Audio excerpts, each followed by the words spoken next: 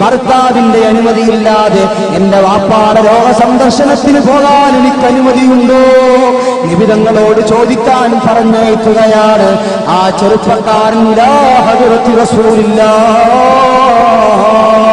അല്ലാഹുവിന്റെ റസൂലിന്റെ ഹദറത്തിൽ വന്നു നബി തങ്ങളോട് ചോദിച്ചു, നബിയേ, അല്ലാഹുവിന്റെ തിരുദൂതരേ, ഇന്ന പെണ്ണ് അവരുടെ ഭർത്താവ് അങ്ങയുടെ സഹാബത്തിനോടൊപ്പം യുദ്ധത്തിന് പോയിരിക്കുകയാണ്. ആ പെണ്ണിന്റെ പിതാവ് രോഗശയ്യയിലാണ്. ആ പ്രിയപ്പെട്ട പിതാവ് രോഗശയ്യയിലായി കിടക്കുമ്പോ ഈ മകളെ ഒന്ന് കാണാൻ ആശ വെക്കുന്നുണ്ട്. പോകാൻ അനുമതിയുണ്ടോ നബിയേ? അല്ലാഹുവിന്റെ റസൂൽ ആ ചെറുപ്പക്കാരനോട് ചോദിക്കുകയാണ്, ആ പെണ്ണിന്റെ ഭർത്താവിന്റെ അനുമതിയുണ്ടോ? ഇല്ല നബിയെ, അനുമതി കൊടുത്തിട്ടില്ല. അല്ലാഹുവിന്റെ റസൂൽ പറഞ്ഞു, ആ പെണ്ണിന് വാപ്പാന്റെ രോഗസന്ദർശനത്തിന് നടന്നു പോകാൻ അല്ലാഹു അനുവദിക്കുന്നില്ല മോനെ. എന്റെ പ്രിയപ്പെട്ട സഹോദരിമാരെ, സഹോദരന്മാരെ, ചിന്തിക്കണം. അവിടെയാണ് ഒരു പെണ്ണിന്റെ ഈമാൻ ആലോചിക്കേണ്ടത്. അല്ലാഹുവിനെ പേടിച്ച് ജീവിക്കുന്ന ഒരു സ്വഹാബി വനിതയുടെ ഈമാനിക ആവേശം മനസ്സിലാക്കേണ്ടത്. അല്ലാഹുവിന്റെ റസൂലിനെ കുറിച്ച് ചിന്തിക്കുന്ന, അല്ലാഹുവിന്റെ റസൂലിനെ അനുസരിക്കുന്ന, അല്ലാഹുവിന്റെ റസൂലിന്റെ ചര്യ മുറുകെ പിടിക്കുന്ന ഒരു സ്വാലിഹത്തായ സ്വഹാബി വനിതയുടെ ഈമാനിക ആവേശവും പരിവേഷവും മണപൊട്ടിയൊഴുകുന്നത് അവിടെയാണ്. നിങ്ങൾ ആലോചിച്ചു നോക്ക്. ആ പെണ്ണിനോട് കൊണ്ട് ഈ ചെറുപ്പക്കാരൻ പറയുകയാണ്, ഭർത്താവിന്റെ അനുമതിയില്ലെങ്കിൽ പിതാവിനെ സന്ദർശിക്കാൻ റസൂലുള്ളാഹിക്ക് അനുമതിയില്ല, റസൂലുള്ള സമ്മതം തന്നിട്ടില്ല. ആ പെണ്ണാ ചെറുപ്പക്കാരനെ മടക്കി അയക്കുകയാണ്. രണ്ടാമതും ആ ചെറുപ്പക്കാരൻ ആ സഹോദരിയുടെ അടുത്തേക്ക് നടന്നു വരികയാണ്. ആ പെണ്ണിനോട് വന്ന് പറയുന്നു, പെണ്ണേ, നിന്റെ പ്രിയപ്പെട്ട പിതാവ് മരണാസന്ന അവസ്ഥയിലാണുള്ളത്, മരണാസന്ന രോഗശയ്യയിലാണുള്ളത്, കട്ടിലിൽ കിടന്നുകൊണ്ട് പിടയ്ക്കുകയാണ്. ആ പിതാവിന്റെ അവസാന അഭിലാഷമെന്ന നിലയിൽ മകളായ നിന്നെ ഒന്ന് കാണാനും നിന്നോടൊരു വാക്ക് പറയാനും ആഗ്രഹമുണ്ട്. ആ പിതാവിനെ നിനക്കൊന്ന് കാണണ്ടേ പെണ്ണേ? ആ പിതാവിനോട് അവസാനമായി നിനക്കൊരു സലാം പറയണ്ടേ പെണ്ണേ? ആ ചെറുപ്പക്കാരൻ പറയുമ്പോ ആ പെണ്ണ് ആ ചെറുപ്പക്കാരനോട് വീണ്ടും പറയുകയാണ്, ഈ വീടിന്റെ പൂമുഖത്തു നിന്ന് പുറത്തേക്ക് ഇറങ്ങാനുള്ള അനുമതി എന്റെ ഭർത്താവിന്റെ ഭാഗത്തു നിന്നില്ല.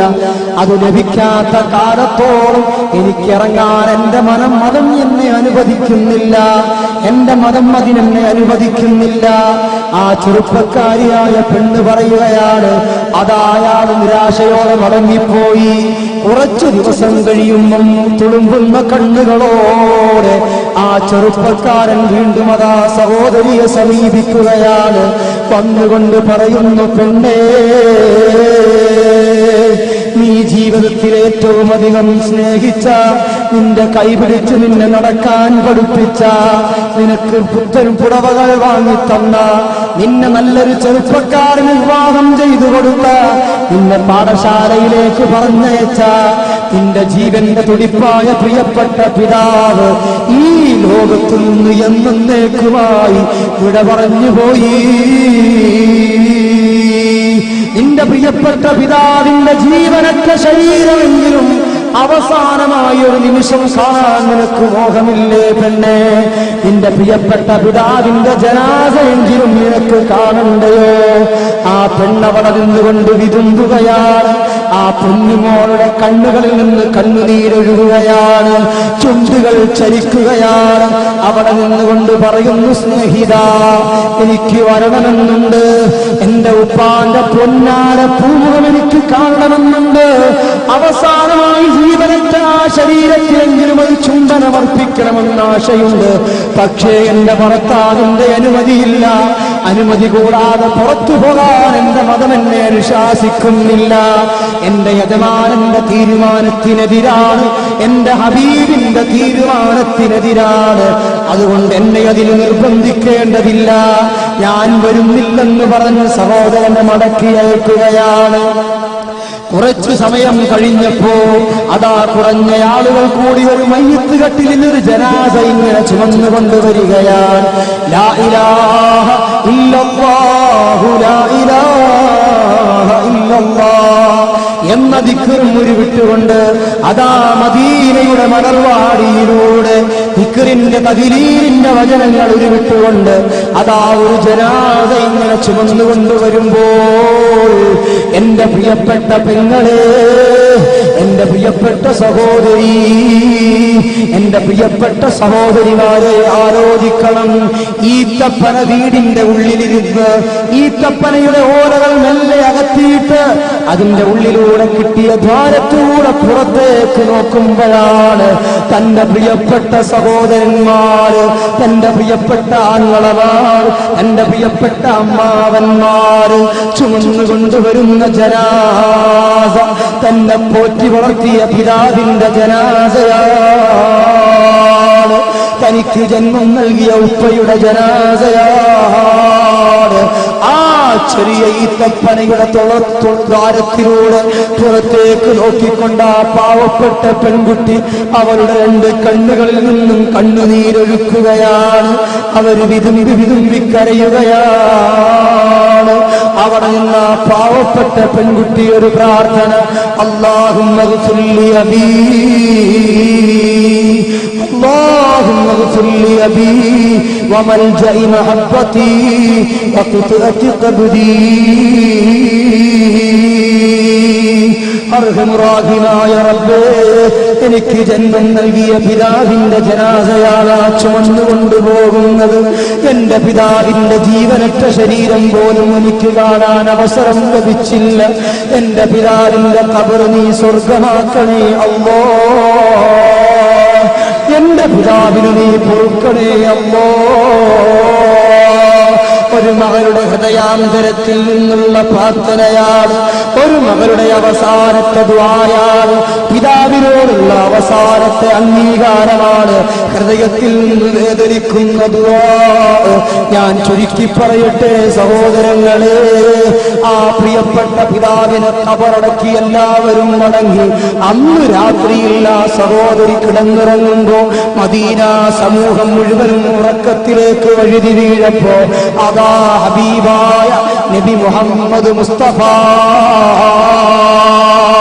സ്വല്ലല്ലാഹു അലൈഹി വസല്ലമ തങ്ങള് മെല്ലയതാ തന്റെ തലയിലേക്ക് തലചാച്ചപ്പോഴേക്ക് വഅല്ലാഹു ഇലാ റസൂലില്ലാഹ്, ബഹുമാനപ്പെട്ട റൂഹുൽ അമീൻ മലക്ക് ജിബ്രീൽ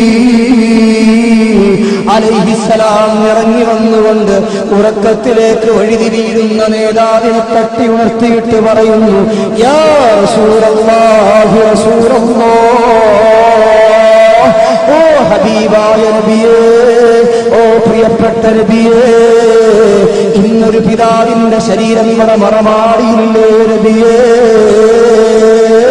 ആ പ്രിയപ്പെട്ട പിതാവിന് ഭർത്താവിനെ അനുസരിക്കുന്ന ഒരു മകളുണ്ടേ നബിയേ. ഭർത്താവിനെ അനുസരിച്ചതിന്റെ പേരിൽ സ്വന്തം വീട് വിട്ട് പുറത്തു പോകാതെ അല്ലാഹുവിനെ പേടിച്ച് അല്ലാഹുവിന്റെ റസൂലിനെ പേടിച്ച് വീടിന്റെ ഉള്ളറയിൽ ജീവിതം സംശുദ്ധമാക്കിയ, വീടിന്റെ ഉള്ളറയിൽ ഒതുങ്ങിക്കൂടിയ ആ പാവപ്പെട്ട മകളുടെ ദുആഇന്റെ ബറക്കത്ത് കൊണ്ട് അല്ലാഹു ആ വാപ്പാക്ക് പുറത്തു കൊടുത്തു നബിയേ. പോരാ, അല്ലാഹുവിന്റെ അനുഗ്രഹീത സ്വർഗത്തില് ഉന്നതമായ പദവി നൽകി നബിയേ. അല്ലാഹുവിന്റെ റസൂലിനോട് റൂഹുൽ അമീൻ മലക്ക് ജിബ്രീൽ അലൈഹിസ്സലാത്തു വസ്സലാം എന്ന് പഠിപ്പിച്ചുവെങ്കിൽ എന്റെ പ്രിയപ്പെട്ട സഹോദരിമാരെ, ഭർത്താവിന്റെ അനുമതി കൂടാതെ ഊരു ചുറ്റാനിറങ്ങുമ്പോഴേക്ക് നാട്ടിൽ ഭർത്താവില്ലെങ്കിൽ, ഭർത്താവ് ജോലിക്ക് പോയതാണെങ്കിൽ, ഭർത്താവ് വിദേശത്താണെങ്കിൽ അദ്ദേഹത്തിന്റെ അനുമതി കൂടാതെ നിന്റെ വയസ്സായ മാതാപിതാക്കളെ സന്ദർശിക്കാൻ പോലും നിനക്ക് അല്ലാഹുവിന്റെ മതം അനുവദിക്കുന്നില്ല എങ്കിൽ എന്റെ പ്രിയപ്പെട്ട സഹോദരി, എന്റെ പ്രിയപ്പെട്ട പെങ്ങളെ, നിസാര പ്രശ്നത്തിന്റെ പേരിൽ, വളരെ നിസാരമായ പ്രശ്നത്തിന്റെ പേരിൽ നീ പഞ്ചായത്തിന്റെ പടികൾ ചവിട്ടിക്കയറാറുണ്ടല്ലോ, നീ മാർക്കറ്റിൽ ഊരു ചുറ്റാറുണ്ടല്ലോ, അയൽവാസിയുടെ വീട്ടിൽ ഫിത്നയും ഫസാദും പറയാൻ ഇറങ്ങിത്തിരിക്കാറുണ്ടല്ലോ. അല്ലാഹുവിൽ വിശ്വാസമുള്ള ഒരു പെണ്ണിന്, അല്ലാഹുവിന്റെ റസൂലിനെ അംഗീകരിക്കുന്ന ഒരു പെണ്ണിന് ഇത് സാധ്യമാണോ പെങ്ങളെ? അല്ലാഹുവിന്റെ റസൂല് പറയുകയാണ്, എന്റെ പ്രിയപ്പെട്ട ഫാത്തിമ, വേറൊരു വിഭാഗം പെൺകൊടിമാരെ ആ നരകത്തിൽ എനിക്ക് കാണാൻ കഴിഞ്ഞു ഫാത്തിമ. അവരുടെ സ്വഭാവം എന്താണ്? അമ്മല്ലത്തി തഅകുലു ജസദഹാ ഫകാനത് തസീനു ലിർരിജാലി വതഗ്താബുൻ നാസ്. അല്ലാഹുവിന്റെ റസൂല് പറയുകയാണ്, ആ പെൺകൊടിമാർ അവരുടെ സ്വന്തം ശരീരത്തിലെ മാംസങ്ങൾ ഇങ്ങനെ കടിച്ചു പറിച്ചു തിന്നുകൊണ്ടിരിക്കുകയാണ്, സ്വന്തമായി കടിച്ചു പറിച്ചു തിന്നുകൊണ്ടിരിക്കുകയാണ്. നരകത്തിന്റെ ചൂടേറ്റുകൊണ്ട് അതാ ഉരുകിയൊലിക്കുന്ന മാംസഖണ്ഡങ്ങള് ആ പെൺകൊടിമാരതാ ചവച്ചരച്ചു തിന്നുകൊണ്ടിരിക്കുകയാണ്. അവരാരാണെന്നറിയോ ഫാത്തിമ? അല്ലാഹുവിന്റെ റസൂല് പറയുന്നു, വകാനതു തസീനു ലിർരിജാൽ, അന്യപുരുഷന്മാർക്ക് വേണ്ടിയിട്ട് സ്വന്തം ശരീരത്തിന്റെ ഭംഗി പ്രകടിപ്പിക്കുന്ന പെണ്ണുങ്ങളാണവര്. അന്യപുരുഷന്മാരുടെ മുന്നിലേക്ക് കടന്നു ചെല്ലുമ്പോ, അന്യപുരുഷന്മാരുള്ള സദസ്സിലേക്ക് കടന്നു ചെല്ലുമ്പോ കണ്ണിന് കൺമശിയിട്ട് കറുപ്പിക്കുന്ന പെണ്ണുണ്ടല്ലോ, മുഖത്ത് പൗഡറിട്ട് വെളുപ്പിക്കുന്ന പെണ്ണുണ്ടല്ലോ, ചുണ്ടിന് ലിപ്സ്റ്റിക്കിട്ട് ചുവപ്പിക്കുന്ന പെണ്ണുണ്ടല്ലോ. ആ പെണ്ണിനെ കുറിച്ചാണ് ഫാത്തിമ അല്ലാഹുവിന്റെ റസൂൽ പറയുന്നു, ഫാത്തിമ പെണ്ണിന്റെ ശരീരം അന്യപുരുഷന്റെ മുമ്പിൽ അർപ്പിക്കാൻ അവൾ സമ്മതിച്ച അവളുടെ ശരീരം അവളെ കൊണ്ട് തീറ്റിക്കുമെന്ന് മുഹമ്മദ് മുസ്തഫ സല്ലല്ലാഹു അലൈഹി വസല്ലം തങ്ങൾ പഠിപ്പിക്കുകയാണ്. പിന്നീട് അല്ലാഹുവിന്റെ റസൂൽ ഫാത്തിമ ബീവിയോട് പറയുകയാണ്, ഫാത്തിമ, വേറെ ഒരു വിഭാഗം പെൺകൊടിമാരെയാ നരകത്തിൽ എനിക്ക് കാണാൻ കഴിഞ്ഞു ഫാത്തിമ. വഅമ്മല്ലത്തി ശദ്ദ റിജ്ലാഹാ മാ യദൈഹാ ഇലാ നാസിയതിഹാ വസല്ലത്തത് അലൈഹൽ ഹയ്യാതു വല്ലഖാലിബ്. ഫാത്തിമ, നിനക്കറിയുമോ ആ നരകത്തിൽ ഒരു വിഭാഗം പെൺകൊടിമാർ അവരുടെ രണ്ട് കൈകാലുകളെ അവരുടെ മൂർധാവിലേക്ക് വലിച്ചു കെട്ടിയിരിക്കുകയാണ് ഫാത്തിമ. ആ പെണ്ണുങ്ങളുടെ ശരീരത്ത് മാംസങ്ങൾ മുഴുവനും അതാ പാമ്പുകളും തേളുകളും കടിച്ചു പറിച്ചു തിന്നുകൊണ്ടിരിക്കുകയാണ്. അവരാരാണെന്നറിയോ ഫാത്തിമ? ആ പാമ്പുകളും തേളുകളും കടിച്ചു പറിച്ചുകൊണ്ടിരിക്കുന്ന ആ വിഭാഗം ആളുകൾ അവരാരാണെന്ന് അറിയുമോ ഫാത്തിമ?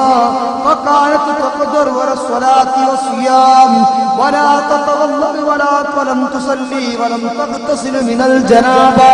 അല്ലാഹുവിന്റെ റസൂൽ പറയുകയാണ്, ഫാത്തിമ, അവർക്ക് നിസ്കരിക്കാൻ അറിയാം, അവർക്ക് വുളു എടുക്കാൻ അറിയാം, അവർക്ക് നോമ്പ് പിടിക്കാൻ അറിയാം, അവർക്ക് സൽക്രമങ്ങളുടെ മുഴുവൻ പോരിശകളും അറിയാം.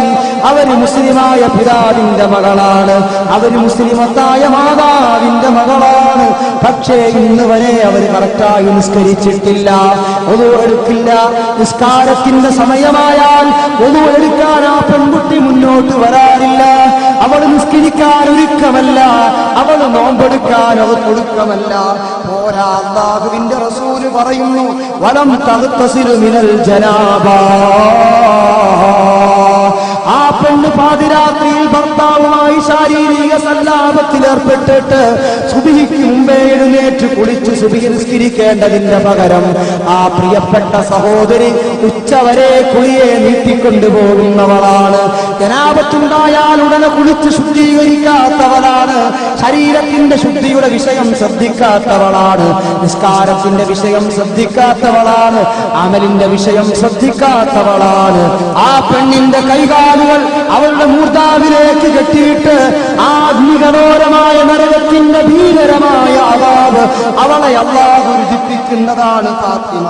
സയ്യിദുനാ വ നബിയുനാ മുഹമ്മദ് മുസ്തഫ സല്ലല്ലാഹു അലൈഹി വസല്ലമ